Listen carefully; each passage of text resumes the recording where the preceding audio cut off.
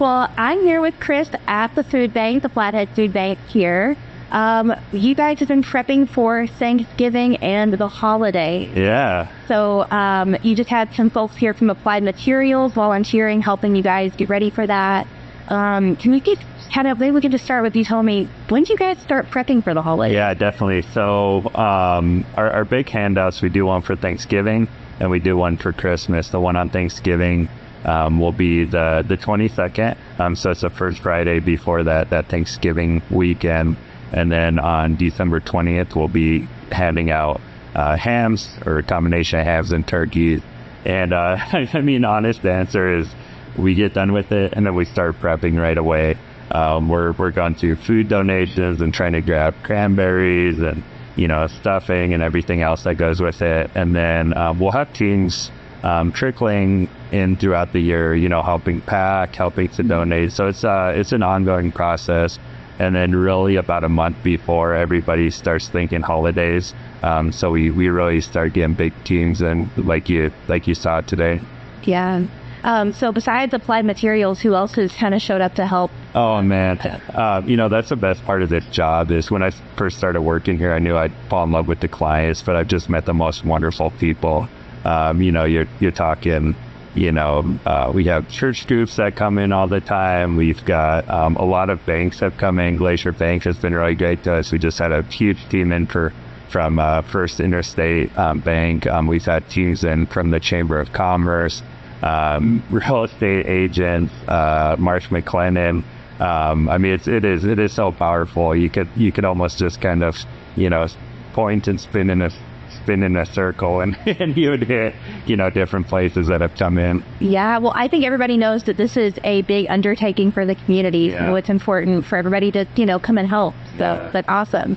In terms of like numbers, looking back at last Thanksgiving, how many people showed up? How much food did you give away? Yeah, so last year, Thanksgiving's the biggest one. We saw about just shy of 650 people. And then Christmas was just under 500. And throughout all of our services, we're seeing about a 15% increase. And that's actually a trend that I've been communicating with food banks throughout the whole Northwest.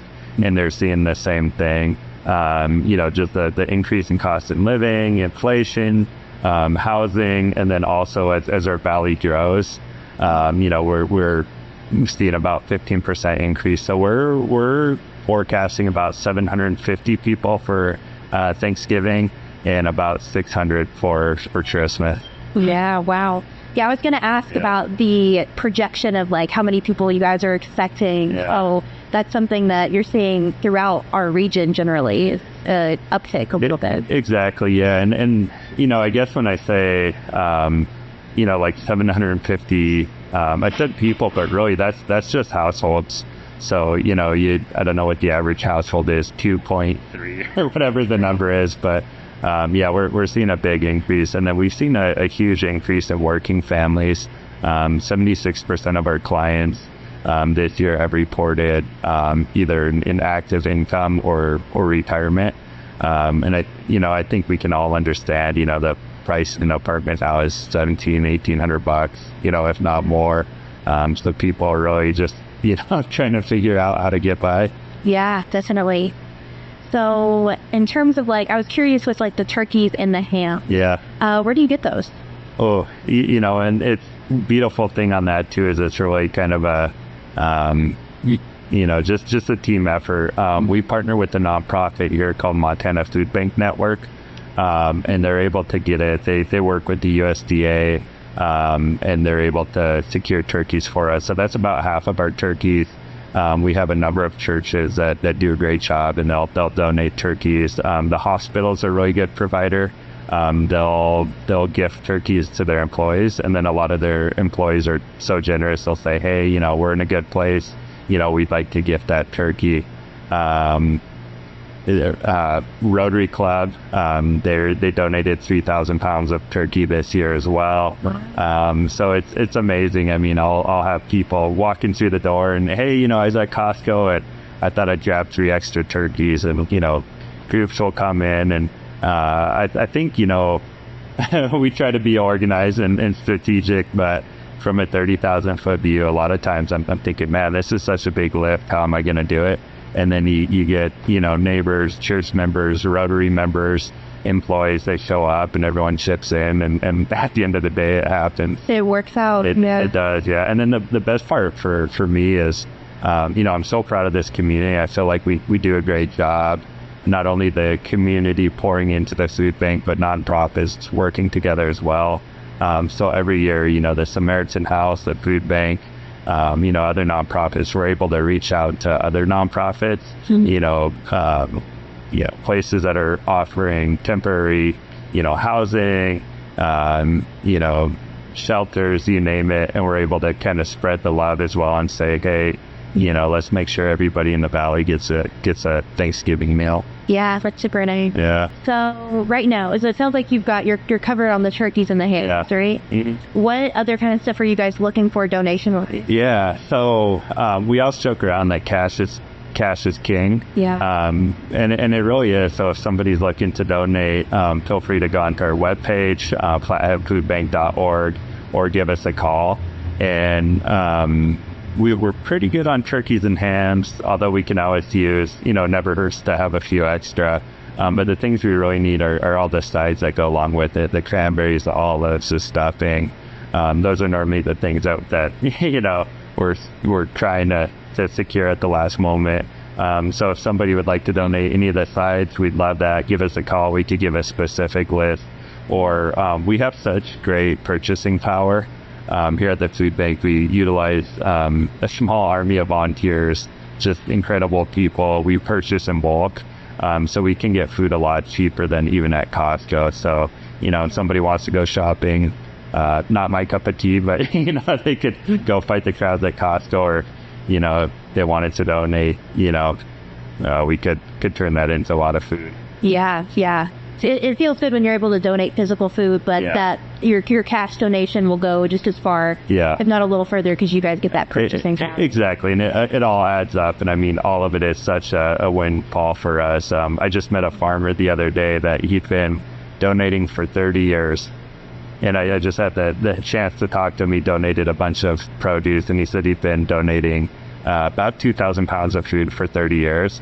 I was like, man, that guy's a hero. Let's get him on the news. I don't think he's. I don't know if he'd want it. I could ask him, but there's just so many incredible people that do that. I got a check the other week for $2, and we've gotten some bigger donations, which are incredible and is much needed. But just the fact that somebody would take the time to send in $2, I was like, all right, I'm about to cry in front of my staff. I'm gonna head to the back. So, but yeah, the generosity is just, it's such needed, but it's also, incredible. Yeah.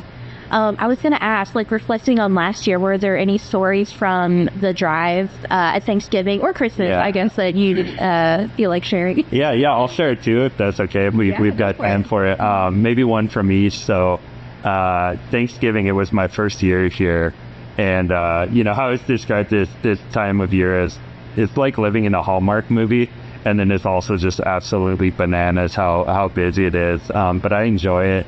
And so it's my first time last Thanksgiving, and cars will literally line up as far as the eye can see.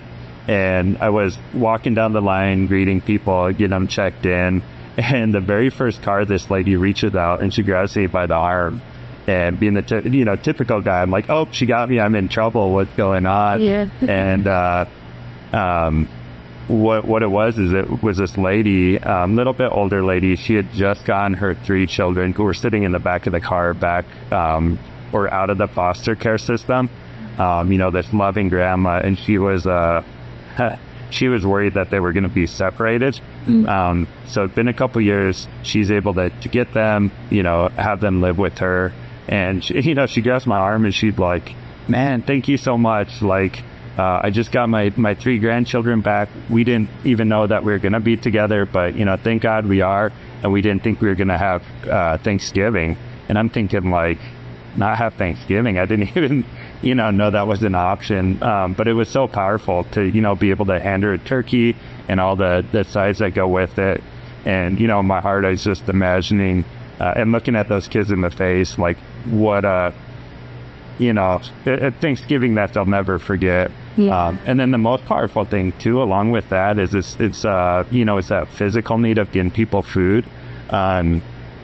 But I swear, I have the best job. People are like, thank you. And I'm like, you're welcome. I get to kind of be the face of it. But I'm like, thank the store owner of Albertsons, and thank Town Pump, and thank Arby's, and thank, Glacier Bank, and that message of, man, this whole community loves you and we're rooting for you, I think goes a long way.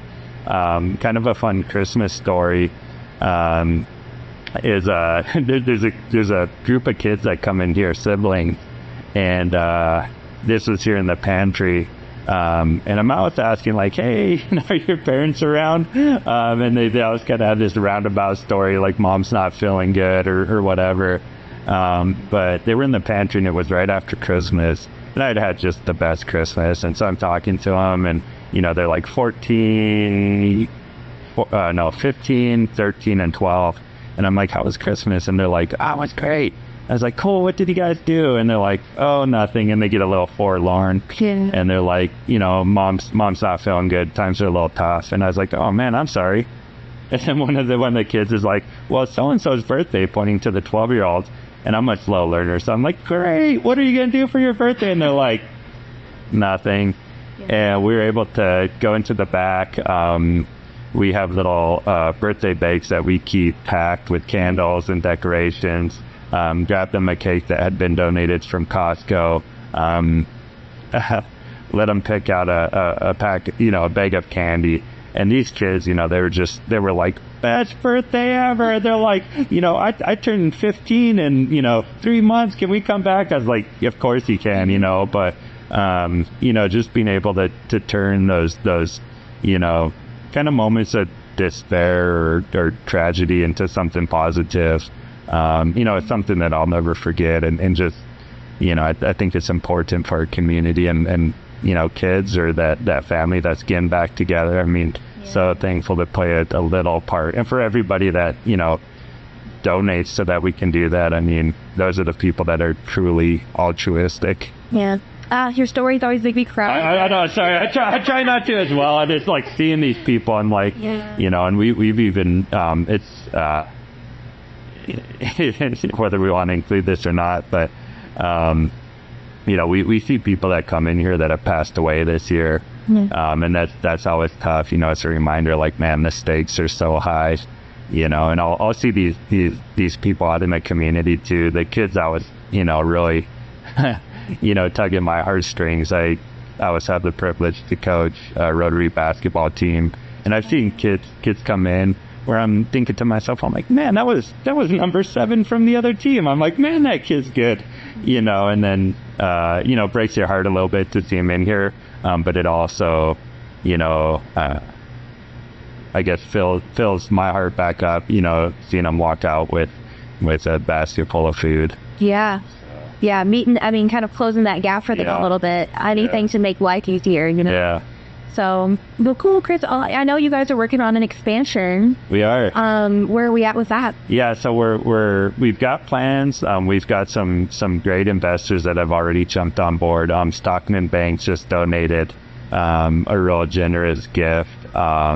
Glacier Bank's been incredible. Three Rivers is looking at being a real great partner as well. So we've had a lot of just very generous donors already coming on board. Buying naming rights for the building, but that's kind of where we're at right now. We've got the plans. We're talking with the contractors and the architects, and my guess is about we're 2 years out. If things go to plan, and I'm really excited about it because I think there'll kind of be 2 main goals that we're looking to tackle. The first one is, as you can see, this building's just old. Yeah. We're always trying to, do whatever we can to keep the heat going, to keep it open. But we want to really create a space that's going to be long lasting, but, give people some nice options and some dignity when they walk in. So they're walking more into a grocery store versus an old warehouse. And then the other part of that is we're looking at some really innovative and kind of different floor plans that will allow us to get some really good return on investment. One example of that is we're looking to greatly increase our freezer and our refrigeration space. Through the government, the USDA, many times there's options of produce or milk or poultry or meat that we could get for sometimes next to nothing, or even just for the cost of transportation. And we're talking large amounts. So if we're able to do this capital campaign, do the rebuild, increase our refrigeration space, and this is just one example. Our goal with that would be to help us offset a lot of our costs, but also act as a distribution center, so we could call up Lakeside, Big Fork, Trigo, you name it, and say, hey, we just got 40,000 pounds of produce, if you guys can send a truck, or we could even deliver. So, our goal is to not only serve our people here in Kalispell, but to really have a multiplying effect for the efforts that are going on in these different communities throughout our valley and really northwest Montana. Yeah, gosh, that's such a good point. I've talked to the folks in at the Big Fork Food Bank before, and I know that they're really limited on freezer space and refrigeration space, and that transportation sometimes, like transporting the food, can be kind of difficult for those smaller food banks. So I'm sure that would make a world of difference. Everything starts with food, right? I think it's, food, oxygen, water, shelter. Like if you're talking about Maslow's hierarchy of need. And, that's one of my favorite parts, because we're able to partner with so many different nonprofits.